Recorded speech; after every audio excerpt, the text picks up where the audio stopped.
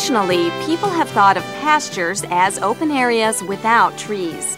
In fact, many a landowner has spent innumerable hours bulldozing and clearing trees to establish pastures. A silvopastoral agroforestry practice takes just the opposite approach. It focuses on combining trees, forage, and livestock, which are managed as a single integrated practice. It is important to remember that a silvopasture practice is planned and intentional. Letting cows graze in a natural woodland area without any type of tree or forage management is not considered a silvopastoral practice.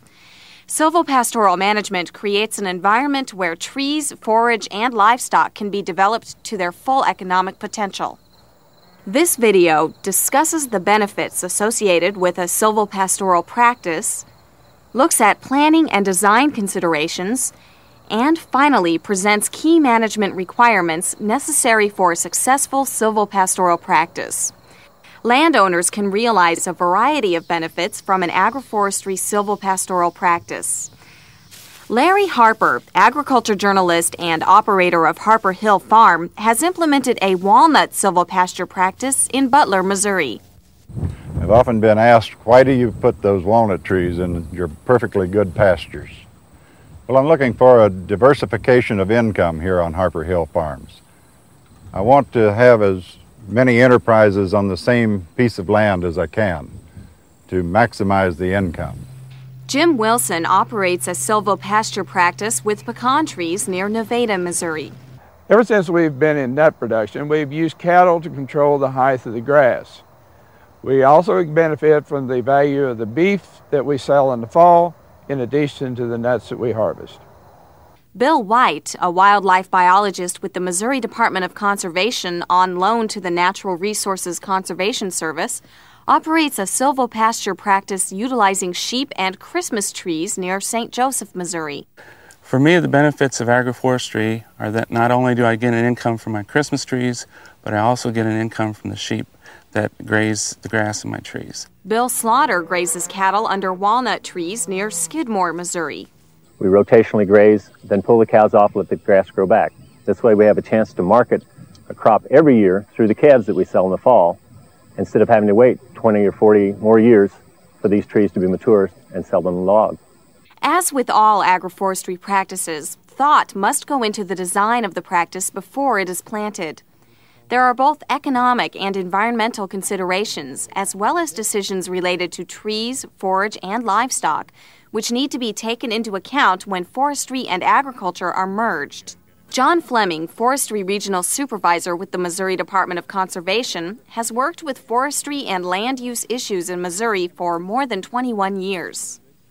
Agriculture and forest land may have separate zoning and land use regulations along with different tax rates. When planning a silvopasture practice, it's best to check your local land use policies, zoning ordinances, cost share programs, and tax regulations. Your local county office, which deals with land use planning and tax assessment, can address these economic issues.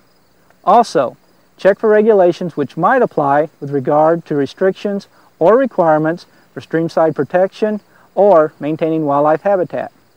Local offices of the Agriculture Extension Service, the Natural Resource Conservation Service, or state forestry offices can provide answers with regard to the laws in your area. Tree, forage, and livestock selection are crucial to the success of any silvopasture practice. Gene Garrett, director of the University of Missouri Center for Agroforestry, is a national leader in designing and implementing agroforestry practices. When deciding on what trees to plant, ask yourself the following question. What trees and forages do well in my area? Consider growing conditions such as soil and climate, as well as potential markets for your product. Ideally, the tree species you select should be marketable.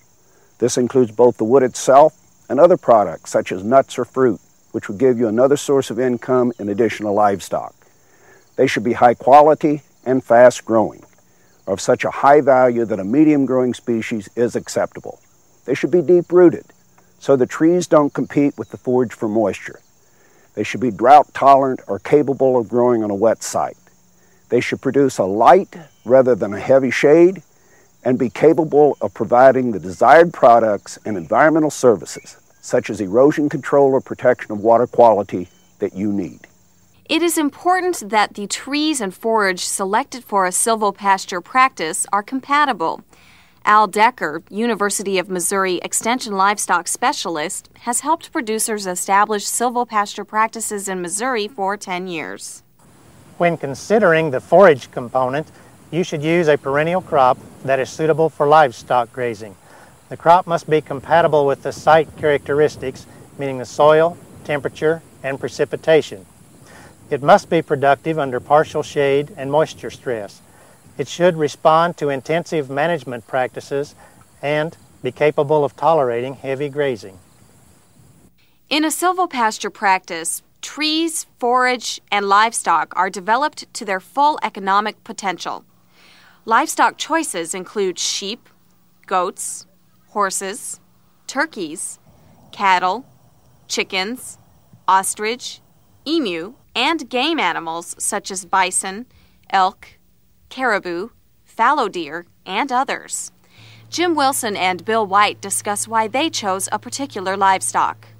We chose cattle to run in here because we fertilize these trees with nitrogen, and it causes the grass to grow, and by grazing it gives us extra profit from the beef, and it also helps where we don't have to mow as much. I chose Shropshire sheep over all other breeds of livestock for grazing my Christmas trees, as worldwide research showed that this was the best breed of livestock for that purpose. Another thing that we like about the trees is that it's cooler on a hot summer day. It's at least 10 degrees cooler down here, and the cattle are just scattered out everywhere grazing. Remember, the selected livestock must be compatible with tree, forage, environment, and land use regulations. Also, young trees need to be protected from grazing animals. In general, browsing animals are more likely to eat trees, whereas large grazing animals such as cattle or elk are apt to step on or rub the young trees. Livestock tend to impact hardwood species more than they do the conifers. This means that the livestock may need to be kept off of the pasture until the trees are well established. Another alternative is to devise some type of protection system for the trees, such as an electric fence or unpalatable sprays designed to deter browsing. If you choose to keep the livestock off the area, an annual income can still be gained by cutting the forage for hay, or you can feed it to your own animals, cutting down on the amount you would need to buy. The bottom line is keep the livestock away from the tree's terminal bud. If they eat this bud, it will limit the growth of the tree. What type of land is best for a silvopasture practice? What is the best design for my land? And where can I get help in designing my silvopasture practice? A silvopastoral practice can be established on any land capable of simultaneously supporting tree and forage growth. However, this practice needs a relatively large land base to sustain timber and livestock production continually. Getting local technical assistance, such as from the Cooperative Extension Service, Natural Resources Conservation Service, or State Forestry Department, is essential to develop a silvopastoral practice matched to the site, the landowner's objectives, and the existing pasture conditions. Are there already trees on the land? What species? What ages are they? How are they spaced? Another thing to consider is whether you want the trees to be even-aged, that is, all of the same age, or uneven-aged, which will require planting over a span of time. And what are your objectives as a landowner? Do you want timber products, environmental, or wildlife benefits? Or do you want all three? Where you place your trees or their pattern will also be an important consideration for a successful silvopastoral practice.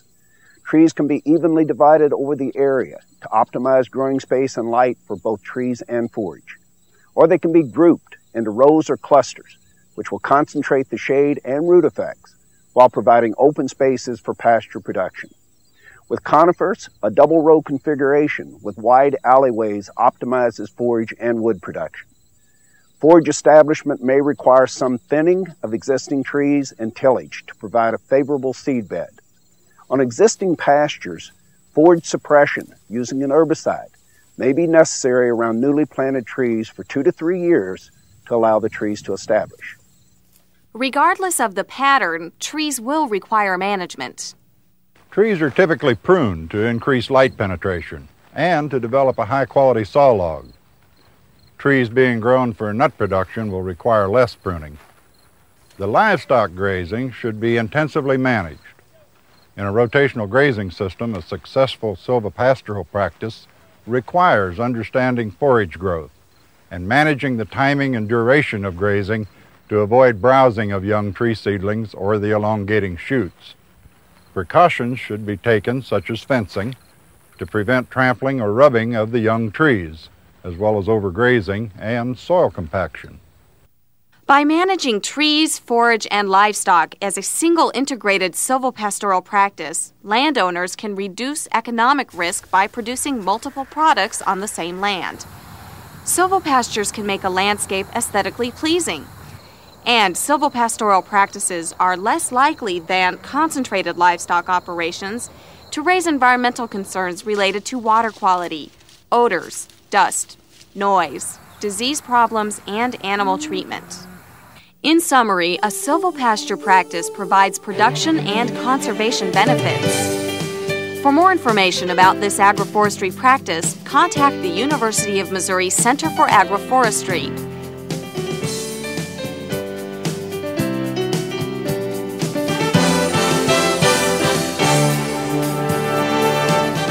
Additional information is available from the National Agroforestry Center.